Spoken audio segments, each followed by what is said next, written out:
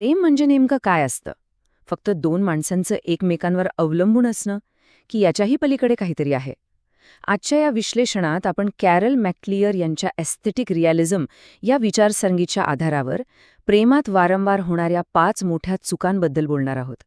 आणि एक गोष्ट नक्की, हा दृष्टिकोन आपल्या नेहमीच्या कल्पनांना एक वेगळं वळण देऊ शकतो. बघा, ही कल्पनाच किती वेगळी आणि विचार करायला लावणारी आहे, नाही का? यानुसार प्रेमाचं खरं ध्येय फक्त आपल्या जोडीदारावर प्रेम करणं नाहीये, तर त्या नात्याच्या माध्यमातून संपूर्ण जगावर प्रेम करायला शिकणं आहे. म्हणजे कसं की आपलं नातं ही जगाकडे पाहण्यासाठी एक सुंदर खिडकी बनायला हवी, जगापासून दूर पळण्यासाठी बांधलेली भिंत नाही. आणि खरं तर आपल्या चुकांची सुरुवात बरोबर इथूनच होते. म्हणजे जेव्हा आपण प्रेमाचा वापर जगाशी जोडले जाण्यासाठी करत नाही, तर उलट जगापासून स्वतःला वेगळं करण्यासाठी करतो, जगाच्या विरोधात जणू काही एक छोटीशी टीमच बनवतो, तेव्हाच नात्यांमध्ये खऱ्या अर्थाने अडचणी यायला सुरुवात होते. आणि ह्या सगळ्या चुकांच्या मुळाशी ना फक्त एकच भावना आहे, आणि ती म्हणजे तिरस्कार. एलिस सीगल यांनी दिलेली ही व्याख्या इथे खूप महत्वाची ठरते. बघा, तिरस्कार म्हणजे फक्त राग किंवा द्वेष नाही, तर स्वतःला मोठं ठरवण्यासाठी दुसऱ्या कुठल्याही गोष्टीला कमी लेखणं. ती दुसरी गोष्ट म्हणजे एखादी व्यक्ती असेल, वस्तू असेल किंवा अगदी संपूर्ण जग असेल. आणि ह्याच एका भावनेतून पुढच्या 5ही चुका जन्माला येतात. तर मग या चुका नेमक्या आहेत तरी कोणत्या? चला पाहूया. पहिली आहे आपण विरुद्ध जग ही मानसिकता. दुसरी, नात्यात येणारी श्रेष्ठत्वाची भावना. तिसरी, आपल्या जोडीदारावर मालकी हक्क गाजवण्याची इच्छा. चौथी, त्याला कळत न कळत कमकुवत बनवण्याची एक सुप्त इच्छा. आणि पाचवी, पुरुषाच्या मनातल्या अगदी खोल इच्छेबद्दल होणारा एक मोठा गैरसमज. चला तर मग बोलूया पहिल्या आणि कदाचित सर्वात मोठ्या चुकीबद्दल. यात काय होतं की जोडपं स्वतःला इतरांपेक्षा काहीतरी वेगळं आणि श्रेष्ठ समजू लागतं. आपण दोघे एकीकडे आणि बाकीचं हे निरर्थक जग दुसरीकडे, अशी एक अदृश्य भिंत ते नकळतपणे दोघांमध्ये आणि जगामध्ये उभी करतात. इथेच तर खरा फरक आहे. विचार करा, आपण आपल्या नात्याचा उपयोग जगाला नाकारण्यासाठी करतोय, त्यातल्या लोकांबद्दल वाईट बोलण्यासाठी करतोय, की त्याच नात्याच्या आधाराने आपण जगाला अधिक उत्सुकतेने आणि प्रेमाने समजून घेतोय? हाच तो कळीचा मुद्दा आहे. हे बघा, हे लेखिकेच्या डायरीमधलं एक खरंखुरं वाक्य आहे.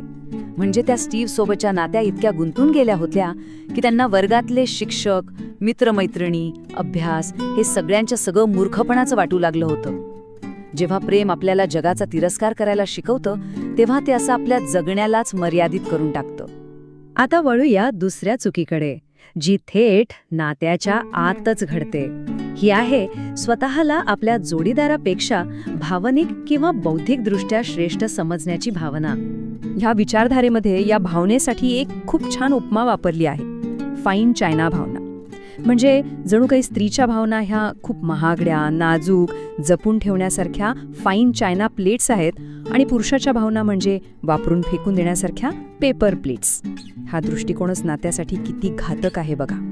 हे वाक्य एका सल्लासत्रामध्ये थेट लेखिकेला उद्देशून बोलण्यात आलं होतं. यातून स्पष्ट दिसतंय की जोडीदाराची कीव करणं आणि त्याला कमी लेखणं हे खऱ्या प्रेमाच्या पूर्णपणे विरुद्ध आहे. ही श्रेष्ठत्वाची भावना आपल्याला समोरच्या व्यक्तीला एक संपूर्ण माणूस म्हणून पाहण्यापासूनच थांबवते. आता तिसरी चूक. ही चूक प्रेमाचं रूपांतर एका व्यवहारात करते. ही चूक म्हणजे आपल्या जोडीदाराला एक स्वतंत्र व्यक्ती म्हणून न बघता स्वतःची एक मालमत्ता समजणं. एलिस सीगल यांचं हे वाक्य खूप खोलवर विचार करायला लावणारं आहे. जेव्हा आपण एखाद्याला आपलं बनवतो, म्हणजे खरं तर त्याच्यावर मालकी हक्क गाजवतो, तेव्हा त्याच्याबद्दलची आणि पर्यायाने जगाबद्दलची आपली उत्सुकताच संपून जाते. आपण त्या व्यक्तीला आणि स्वतःलाही एका मर्यादित चौकटीत अक्षरशः कैद करून टाकतो. मग यावर उपाय काय? तर त्या व्यक्तीकडे एका अमर्याद वास्तवाचा भाग म्हणून पाहणं. ती व्यक्ती म्हणजे फक्त एक शरीर नाही, तर तिच्यामध्ये कठोरता आणि कोमलता, ऊर्जा आणि शांतता असे कितीतरी पैलू एकत्र आलेले आहेत. तिचा संबंध या जगातल्या प्रत्येक गोष्टीशी आहे हे समजून घेणं खूप महत्वाचं आहे. आता आपण त्या चुकीबद्दल बोलणार आहोत, ज्याला ह्या विचारधारेमध्ये पुरुषांना स्त्रियांबद्दल वाटणारा सर्वात मोठा आणि अगदी खोलवरचा संशय म्हटलं गेलं आहे. हो, हे विधान कदाचित धक्कादायक वाटू शकतं, पण ह्या विचारानुसार पुरुषांना कुठेतरी कायम असं वाटत राहतं की स्त्रियांना त्यांच्यावर नियंत्रण मिळवण्यासाठी ते कमकुवत झालेले जास्त आवडतात. म्हणजे त्यांना एक शक्तिशाली पुरुष तर हवा असतो, पण त्याच वेळी त्या शक्तीवर आपला अंकुश असावा अशी इच्छाही असते. हा प्रश्न बघा किती थेट आणि भेदक आहे. तो एका मोठ्या द्विधा मनस्थितीकडे आपलं लक्ष वेधतो. एका बाजूला एक कणखर मजबूत जोडीदार हवा असतो, पण दुसऱ्याच बाजूला त्याने आपल्यासाठी वेडं व्हावं, आपल्या इच्छेनुसार वागावं अशी एक सुप्त अपेक्षाही असते. हाच तो खरा संघर्ष आहे. आणि आता आपण आलो आहोत शेवटच्या आणि अत्यंत महत्त्वाच्या चुकीकडे. ही चूक पुरुषाच्या मनातल्या अगदी खोल इच्छेबद्दलच्या गैरसमजातून जन्माला येते.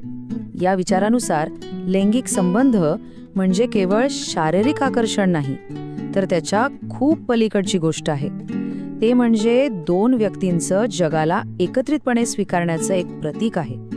जणू काही दोन व्यक्ती मिळून संपूर्ण जगाला आपलंसं करत आहेत असा त्याचा अर्थ आहे. तर या सगळ्याचा निष्कर्ष काय? तो हा आहे की पुरुषाची सर्वात मोठी इच्छा ही जगात चांगुलपणाने आणि न्यायाने वागण्याची असते, आणि त्याला एक असा जोडीदार हवा असतो जो त्याला या प्रवासात समजून घेईल, त्याला अधिक चांगलं बनण्यासाठी मदत करेल, केवळ स्वतःच्या गरजांसाठी त्याचा वापर करणार नाही. आणि शेवटी एकच प्रश्न उरतो जो प्रत्येकाने स्वतःला विचारायलाच हवा. आपलं नातं, आपलं प्रेम हे आपल्या जगाला मोठं करतंय, विस्तारतंय, की त्याला अजून छोटं, अजून मर्यादित बनवतंय? कारण या एका प्रश्नाच्या उत्तरातच आपल्या नात्याची खरी दिशा दडलेली आहे.